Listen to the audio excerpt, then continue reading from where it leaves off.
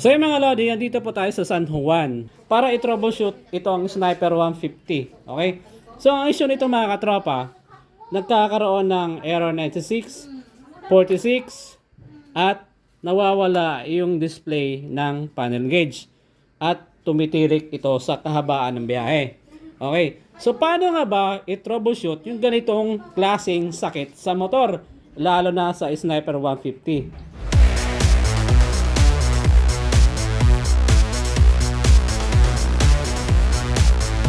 Kung sakaling nagkakaroon kayo ng error 96, 46 dito sa Sniper 150, ang problema niyan, pwedeng battery, pwedeng stator, pwedeng regulator. Okay? So, paano natin malalaman or matutumbok kung saan nga ba sa tatlo na to ang may problema para hindi na kayo madodoblehan ng gastos? Okay? So ito yung unang step mga lodi. Kapag naka-encounter kayo ng error 96 at 46. So ang unang gagawin nyo, pinaka-basic. Kahit sino, alam yung gagawin na to. Okay? So, hindi nyo na kailangan gumamit ng multimeter. Hindi nyo na kailangan gumamit ng test light. Ito ang gagawin nyo mga katropa. Okay? Ang gagawin nyo mga katropa, papaandarin nyo yung motor.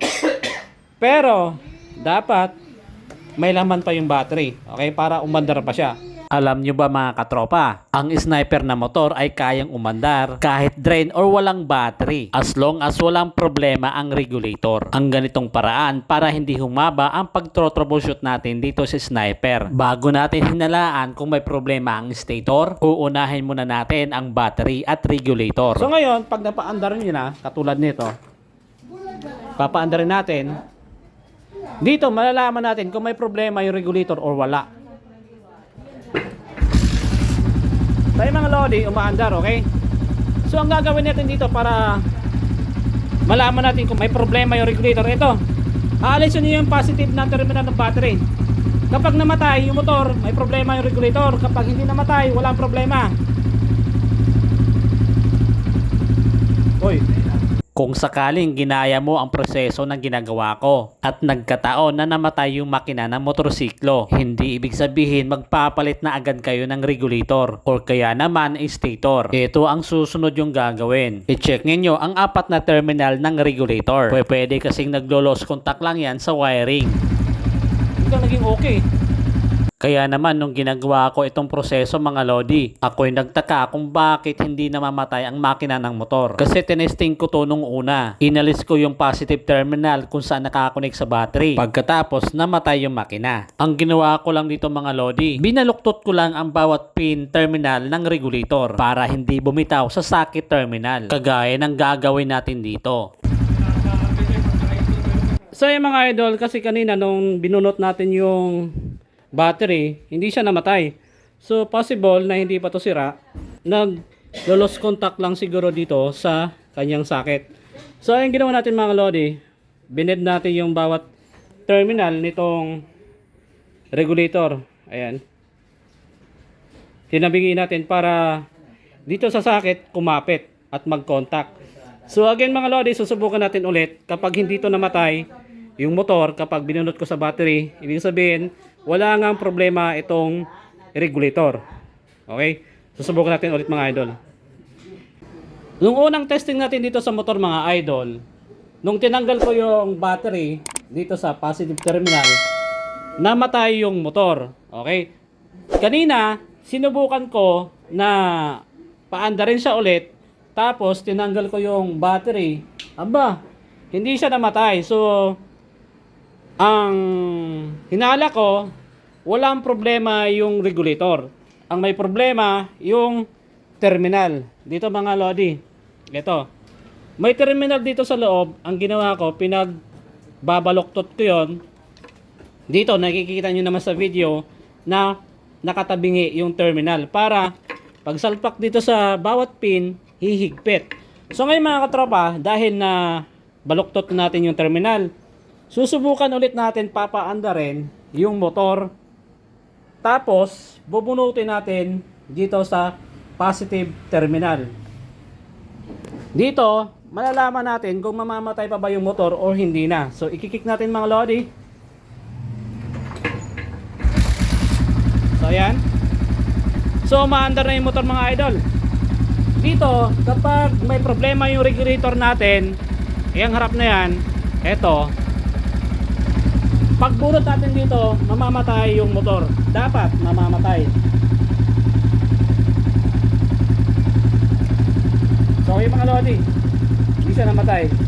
So ibig sabihin, walang problema doon sa regulator. Ang may problema doon sa wiring. So pangalawang test mga idol, papatayin natin ulit. So again, naka-unplug pa yung positive terminal natin dito sa battery. Tapos, susi natin. Kapag hindi sira yung regulator, dapat mag-i-start ito. Okay, so yung mga lodi, then naka-on yung ating susian. Kick. Ayan. So ibig sabihin mga lodi, wala ang problema yung regulator at kaya niya pang suportahan yung kuryente dito sa motor. Ang nagkakaroon lang ng problema yung kanyang terminal dito. So ayan. Kaso, eto ang problema. Nakabili na si sir ng dalawang battery, dalawang stator. So ito yung stator mga tropa. Ayan. Ito talaga masaklap dito mga lodi. Ayan. Bagong bago. Oh. Ito. So yung isa nakasalpak dyan, bago rin yan. Yung isa, yung stock, pinaka-stock, di ko alam kung saan napunta. Siguro nadala na kung saan napunta. Yun nga, ang problema lang pala dito, yung terminal ng socket ng regulator. Okay, so dapat yung recommend ng isang, okay lang ba sir? Yung recommend ng katropa ni sir na mekaniko, bibili sana ng regulator panibago. So kung nakabili yon, panibagong gastos na naman, pero ganun pa rin yung problema. So mga lodi, nasolve na natin yung problema ng Sniper 150. Wala sa parts yung problema, kundi sa wiring lang. Okay? Kung sakali nagkataon na pagbunot nyo sa positive terminal sa battery, namatay yung makina ng motor, huwag na huwag kayong bumili agad ng mga piyesa. I-troubleshoot nyo muna ang input at output ng pin ng regulator. At kung na-confirm nyo na walang problema dito, isunod nyo i-check ang wiring ng socket ng regulator. Baka naman putol ang mga wiring nito kaya walang connection. Kung sakaling walang problema ang mga wiring, saka nyo ibaba ang pag-troubleshoot papuntang stator. At kung papaano malalaman kung sunog na nga ba ang coil ng stator. Marami tayong tutorial vlog dito sa ating channel. Comment na lang kayo para maibigay ko ang link. Ayun mga lodi, so ang ginawa natin dito sa Sniper 150, wala tayong pinalitang piyesa. So nag-troubleshoot tayo, walang problema yung battery. Check natin yung stator, yung linya, walang problema. Good! Kasi nga bago ito.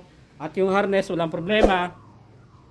Regulator, nag-manual check tayo mga lodi. Kung gusto niyo matuto kung paano mag-manual check, panoorin nyo na lang sa ating YouTube channel. Nilalagyan ko yun ng terminal at kinakabit ko manually doon sa battery para malaman natin kung mayroong problema sa kanyang mga diode. So dito, wala naman. Ang nagkakaroon ng problema talaga dito, yung kanyang terminal dito sa regulator. Okay, so ang ginawa ko mga idol, binend ko yung terminal na yon dito sa regulator. Medyo pinalihis ko lang ng konti para kapag sinalpak ko dito sa pin ng socket na to, iipit siya, hihigpit. Kaya naman nagkakaroon ng problema ng error 96 at 46 dahil minsan sa haba ng biyahe, maalog na kalsada, lubak-lubak, naglo-loss kasi yung ating wiring. So, ang ginawa ko nga, inayos ko lang, and then, goods na.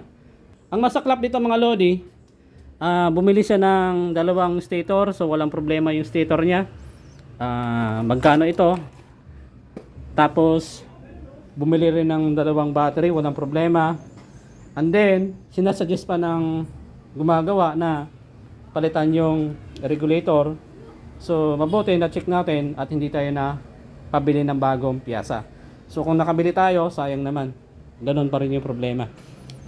Kung sakaling nagustuhan mo yung ating tutorial, troubleshooting dito sa Sniper 150, na nagkakaroon ng error 46 at 96, huwag mong kalimutang mag-subscribe sa ating YouTube channel, Light Modifier, at mag-follow sa ating Facebook page at TikTok. So this is Light Moto, Light Modifier, the wiring motovlogger. Ride safe and the best. Bye!